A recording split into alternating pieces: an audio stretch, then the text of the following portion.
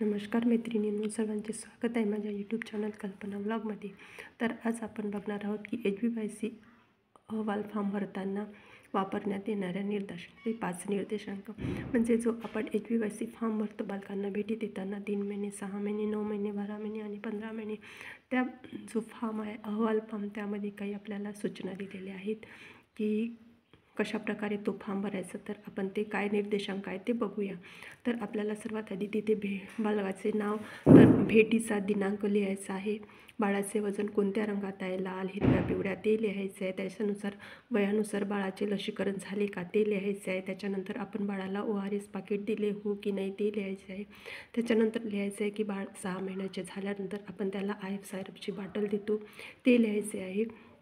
त्याच्यानंतर आहे की HBYCच्या 5 भेटी, पूर्ण ज्या 5 भेटी आहे आपण देतो 3 महिने, 6 महिने, 9 महिने, 12 महिने आणि 15 महिने, तर या ज्या भेटी आहे तर या भेटी आपण बाळाला देत असतो की 3ऱ्या महिन्यामध्ये बाळाला आपण निव्वळ स्तनपानाचा सल्ला देतो, मातेला संगोपनाच्या सूचना देतो, स्वच्छतेच्या समुपदेशन करतो। त्याच्यानंतर आहे आपली दुसरी भेट 6 महिने पूर्ण झाल्यानंतर बाळाला देत असतो।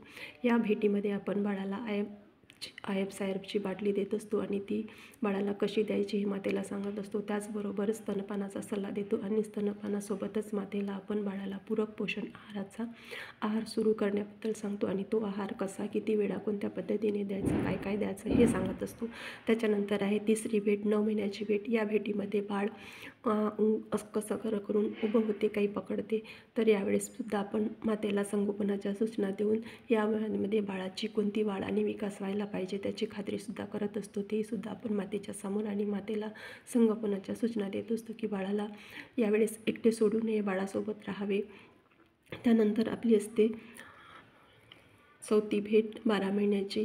12 महिने पूर्ण झाल्यावर ही भेट देत असतो आणि प्रत्येक भेटीमध्ये आपण मातेला सांगत असतो की बाळाला IF सायरप कसे द्यायचे आणि त्यानंतर बाळाचे लसीकरण पण आपण पाहत असतो आणि वयानुसार बाळ ती क्रिया करते की नाही हे सुद्धा पाहत असतो। त्यानंतर आपली असते 5वी भेट 15 महिने पूर्ण झाल्यानंतर, तर यावेळेस बाळ चालत असते, बोलत असते, हे सुद्धा आपण खात्री करत असतो। त्याची वयानुसार 15व्या महिन्यामध्ये, 16व्या महिन्यामध्ये किंवा 14व्या महिन्यात, 13व्या महिन्यामध्ये जी वाढ विकास व्हायला पाहिजे जे आपण खात्री करत असतो ते आपण स्वतः करत असतो आणि मातेला त्याबद्दल आपल्याला जर काही वाटले तर आपण त्या मातेला त्याची सूचना करत असतो, ते सांगत असतो। तर अशा प्रकारे या ज्या 5 भेटी आहे आपल्या तर आपण देत असतो। तर लहान मुलांच्या पोषणाचा दर्जा सुधारणे, त्यांची योग्य वाढीची खात्री करणे, बालपणातील प्राथमिक विकास, बालपणातील आजार, अतिसार, तीव्र श्वसनदाह आणि त्यामुळे होणारे मृत्यू टाळणे, या दृष्टिकोनातून HBYCच्या आपण ह्या भेटी देत असतो। तर हा उद्देश आहे की HBYCचा की आपण त्यांना या भेटीमध्ये त्यांचा जो विकास आहे, वाढ आहे, ती व्यवस्थित होत आहे की नाही हे आपल्याला बघायचं आहे। त्यानंतर अतिशय महत्त्वाचा मुद्दा आहे एक की राष्ट्रीय कर्करोग जागरूकता दिवस, तर याबद्दलसुद्धा आपण बघणार आहोत।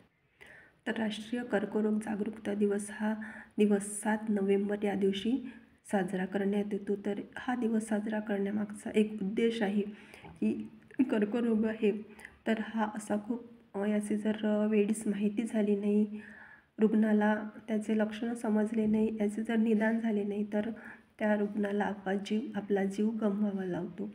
तर या आजाराचे वेळीच निदान व्हावे आणि त्या रुग्णाला जो औषधोपचार आहे तो मिळावा, यासाठी हा दिवस साजरा केला जातो। आणि हा दिवस म्हणजे ज्या वैज्ञानिक आहे नोबेल पुरस्कृत मॅडम क्युरी, तर यांचा हा 7 नोव्हेंबर जन्मदिवस आहे आणि त्यांनी या कर्करोगासाठी खूप मोलाचे योगदान केलेले आहे। तर त्यांच्या सन्मानार्थ, त्यांचा सन्मान म्हणून त्यांच्या जन्मदिवशी हा दिवस साजरा केला जातो। तर चला आपण बघूया काय माहिती आहे। तर राष्ट्रीय कर्करोग जागरूकता दिवस हा 7 नोव्हेंबर रोजी साजरा केला जातो। जगप्रसिद्ध नोबेल पारितोषिक वैज्ञानिक मॅडम क्युरी यांच्या कॅन्सर या आजारावर अतिशय मोलाची कामगिरीसाठी त्यांना सन्मान म्हणून त्यांच्या जन्मदिनी हा दिवस साजरा केला जातो। मॅडम क्युरी यांनी रेडिओधर्मिता याचा शोध लावून कॅन्सरला हरविण्यासाठी खूप मोठे योगदान दिले आहे। या दिवसाची सुरुवात 2014 पासून झाली। कॅन्सर हा जीवघेण्या बिमारी बिमारी वेळेवर ओळखून त्यावर उपचार करता यावा आणि रुग्णाचा जीव वाचविता यावा म्हणून कर्करोग जागरूकता दिनाची सुरुवात करण्यात आली. या दिवशी सर्व सरकारी दवाखान्यामध्ये या आजारावरील तपासण्या मोफत केल्या जातात. कर्करोग हा वेळेच्या आधी निदान झाले तर रुग्णाचा जीव वाचविता येतो. लोकांमध्ये या आजाराविषयी भीती कमी करून जनजागृती करण्यासाठी या दिवशी वेगवेगळे कार्यक्रम राबविले जातात.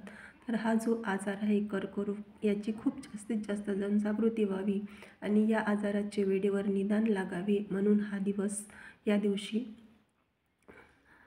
खूप मोठे असे कार्यक्रम जनजागृती केल्या जाते. त्याच्यानंतर आपण बघू की जे रक्तक्षय आहे त्याचे परिणाम काय आहे बालकांमध्ये, किशोरीमध्ये आणि गरोदर मातेमध्ये.